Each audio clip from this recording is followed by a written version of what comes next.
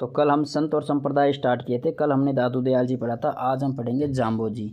Important क्या क्या है मैं वही बता देता हूँ। तो जन्म इनका पिंपलसर नागौर में होता। पंवार राजपूत थे, पिता जिल्लोहार थे, माता हंसाबाई थी। बचपन का नाम धनराज था। तो एक तो ये याद रखना कि धनराज, जाम्बो जी के बचपन का नाम धनराज था। इम्पोर्टेंट बात यह है कि बीकानेर के सम्राथल में अपने अनुयायी को 29 उपदेश दिए थे। इसलिए 29 20 + 9 की कहानी से बिश्नोई कहा जाता है। तो 20 9 तो बिश्नोई कहा जाता है। तो इसमें इम्पोर्टेंट बात क्या है कि कहाँ उपदेश दिए थे? सम्राथल में। सम्राथल कहाँ पड़ता है? बीकानेर में। दो बात है, कितने अपने अनुयायी को कितने उपदेश दिए थे? 29 उपदेश दिए थे, और इसी कारण बिश्नोई कहा जाता है। तो यहाँ से दो बातें निकल के आई है याद करने की, बचपन का नाम और सम्राथल में 29 उपदेश दिए थे, इसलिए इसे बिश्नोई कहा जाता है। इनके संप्रदाय बोले तो अनुयायी को, ठीक है। अब मृत्यु कहाँ हुई? लालसर बीकानेर में, और मुकाम बीकानेर में पड़ता है। वहाँ पर इनका समाधि स्थल, मुख्य केंद्र एक ये भी याद रखना कि जाम्बो जी का मुख्य केंद्र कहाँ पड़ता है? मुकाम बीकानेर में। बचपन का नाम धनराज था, बिश्नोई कहा जाता है। अनुयायियों को 29 उपदेश दिए थे, ठीक है। एक मेला ये भी पूछेगा, तो मुकाम में ही, क्यों मुकाम मुख्य केंद्र रहा है, तो मुकाम में आश्विन अमावस्या को और फागण अमावस्या को इनका मेला लगता है। याद रखना, कल मैंने आपको बताया था दादू दयाल जी का फागुन की शुक्ल पंचमी से एकादशी तक लगता है। तो इसी ने बोला कि फागण में जब दादू दयाल जी का लगता है तो फागण में मैं भी भरवाऊँगा ना। तो फागण को यहाँ से उठा लाया, तो आश्विन अमावस्या और फागण अमावस्या मैं ऐसे याद करता हूँ। जा में आ की मात्रा है, जा आ से मतलब आश्विन अमावस्या को, और फागण अमावस्या दादू दयाल जी से इन्होंने फागण को उठा लिया, अमावस्या, ठीक है। तो ये मेले याद रखना, आश्विन अमावस्या को, फागुन अमावस्या को। विष्णु का अवतार माना जाता है, वैज्ञानिक संत कहा जाता है इनको। और हाँ, एक ये है कि जाम्बो जी के कहने पर दिल्ली का सुल्तान था सिकंदर लोदी, सिकंदर का नाम है सिकंदर लोदी ने अकाल के समय बीकानेर में पशुओं के लिए चारे की व्यवस्था की थी। क्वेश्चन पूछ सकता है कि सिकंदर लोदी ने किस संत के कहने पर बीकानेर में पशुओं के लिए चारे की व्यवस्था की थी? तो किस संत कौन थे वो? तो जाम्बो जी के कहने पर ही उन्होंने चारे की व्यवस्था की थी। किसने की थी? सिकंदर लोदी ने।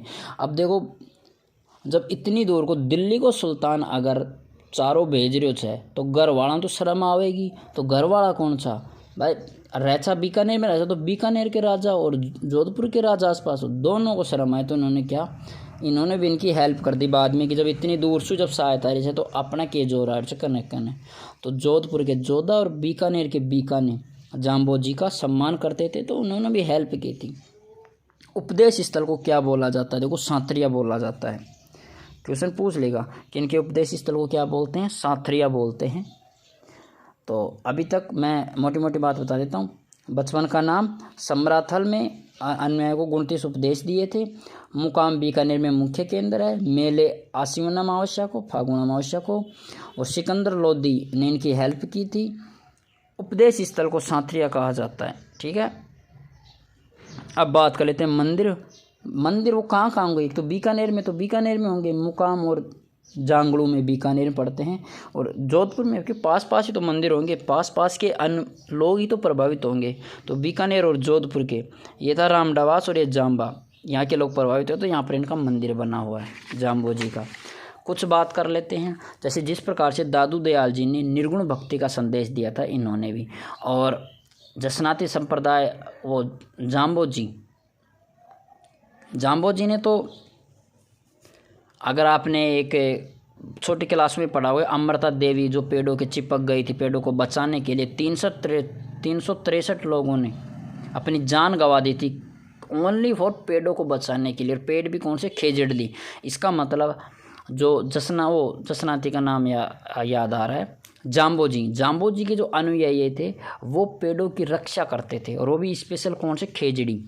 देख लें, खेजड़ी वृक्ष है ना। तो जाम्बो जी ने तो एक बात कही थी, सिर साटे रूख सहे तो भी सस्ता जान। मतलब अगर सिर कट जाए और रूख रहे, मतलब तो पेड़ रहे, तो भी ऐसी समझना चाहिए कि सस्ता ही बात है। और जीव हिंसा के लिए मना किया था, नीले कपड़े नहीं पहनने चाहिए, इन्होंने ये बताया। विधवा विवाह को प्रोत्साहन किया।